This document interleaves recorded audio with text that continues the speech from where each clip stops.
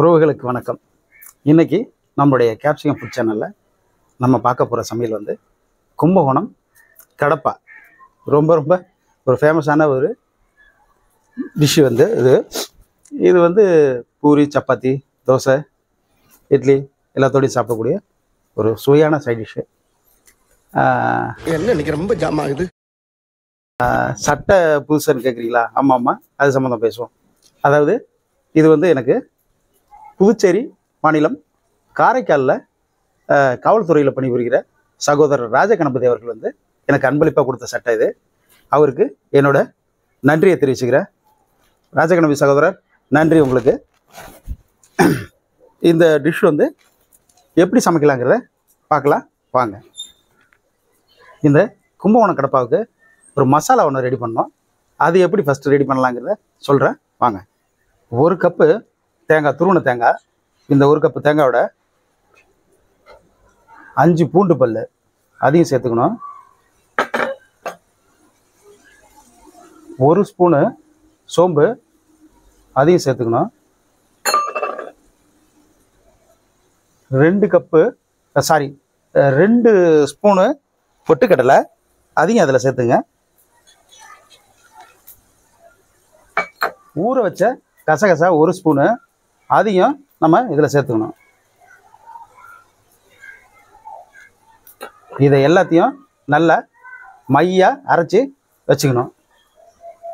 இது கூட 2 பச்சை மிளகாயும் சேர்த்துக்கலாம். இது தாளிப்புக்கு 2 வெங்காயம், 2 தக்காளி பொடிச்சா நறுக்குனது, 100 கிராம் பைத்தம்பருப்பு நல்லா குழைய வேக வச்சு வச்சுருக்கேன். 3 உருளைக்கிழங்கு அதையும் நல்லா வேக வச்சு கட் பண்ணி வச்சுருக்கேன். 1 ஸ்பூனு ஜீரகம், 1/2 ஸ்பூனு மஞ்சள் தூள், ஒரு சின்ன அளவு பட்டை, 3 கிராம்பு, ஒரு இலை, ஒரு 2 கொத்து கருவேப்பிலை, கொஞ்சமாக மல்லி இலை, தேவையான அளவுக்கு உப்பு, தேவையான அளவுக்கு எண்ணெய். இந்த தேங்காய் பேஸ்ட்டை இந்த அளவுக்கு நல்லா நைஸாக அரைச்சிக்கணும். சட்டி சூடாயிடுச்சு. இப்போ நம்ம எண்ணெயை ஊற்றிக்கலாம்.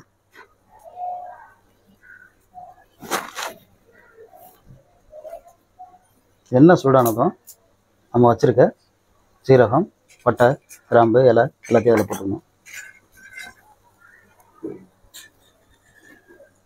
இந்த பட்டை, கிராம்பு, இலையை போட்டுக்கலாம்.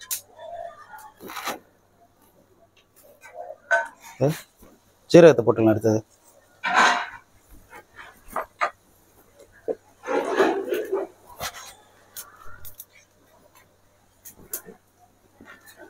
அடுத்தது வெங்காயத்தை போட்டுக்கலாம்.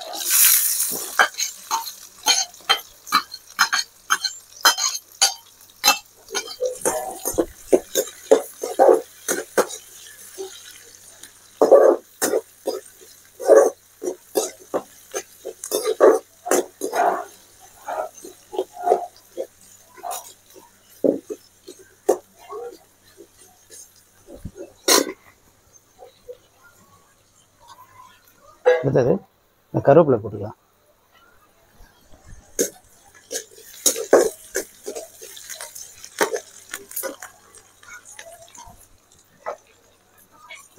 அடுத்தது தக்காளி,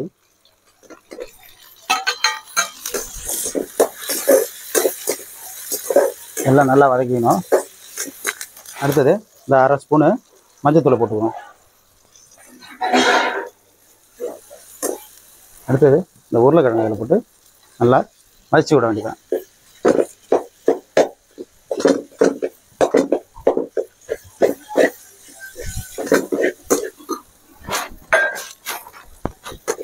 நல்லா இதை இப்படி உடச்சி விட்டுக்க வேண்டியதான்.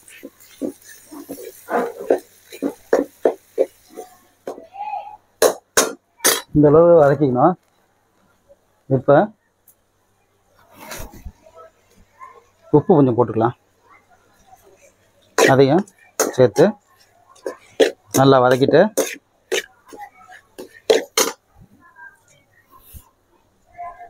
அரைச்சி வச்சுருக்க இந்த தேங்காய் பேஸ்ட்டை இதில் நம்ம ஊற்றிக்கலாம்.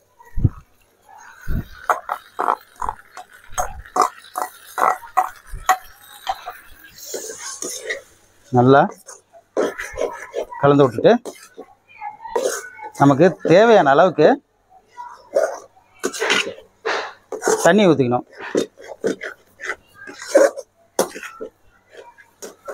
நல்லா நமக்கு தேவையான அளவுக்கு தண்ணி ஊற்றிக்கணும். ஏன்னா இதில் பொட்டுக்கடலை உருளைக்கிழங்கு எல்லாம் நல்லா குழஞ்சி வந்ததுனால ரொம்ப குழகுன்னு ஆகிடும். அதனால் நமக்கு தேவையான அளவுக்கு இதில் தண்ணியை ஊற்றிக்கலாம்.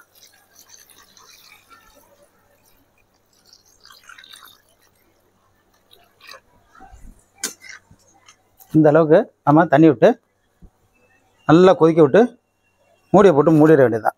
இப்போ மூடியை போட்டு நம்ம மூடிடலாம். நல்லா கொதிக்கட்டும். இந்த கடப்பா கொதிச்சிட்ருக்கு. இந்த நேரத்தில் நம்ம அந்த பைத்தம்பருப்பை இதில் ஊற்றிக்கலாம்.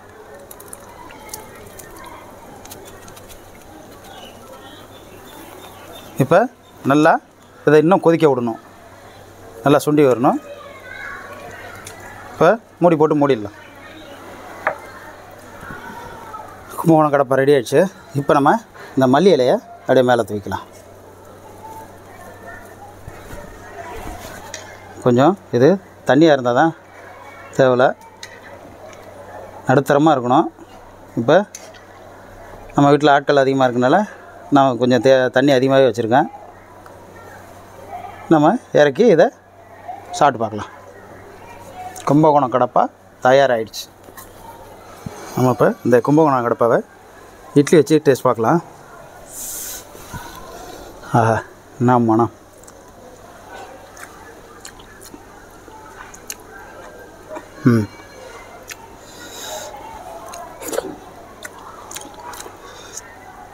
இப்படி கொஞ்சம் தண்ணியாக இருக்க பிடிக்காதவங்க இன்னும் கொஞ்சம் திக்காக்கிக்கலாம். நல்லா மணமா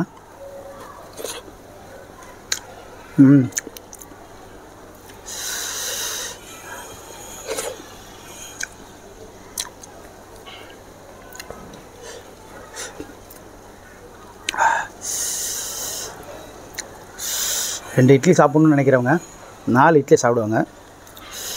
இப்படி இருக்குது. தோசையெல்லாம் அள்ளும். நல்லா வாசனையாக அவ்வளோ டேஸ்ட்டாக இருக்குது. இதுக்கு சில பேர் அடிமையாக இருக்கிறாங்க. இதை செஞ்சு சாப்பிட்டு பார்க்கும்போது தான் தெரியுது ஏன் இவ்வளோ அடிமையாக இருக்காங்கன்னு. ஆஹா, செம்ம டேஸ்ட்டாக இருக்கு. கண்டிப்பாக ஒரு சாப்பிடும்போது அளவாக சாப்பிட்றவங்க அதிகமாக தான் சாப்பிடுவாங்க. செம்ம டேஸ்ட்டாக இருக்குது. நீங்களும் செஞ்சு சாப்பிட்டு சந்தோஷமாக இருங்க.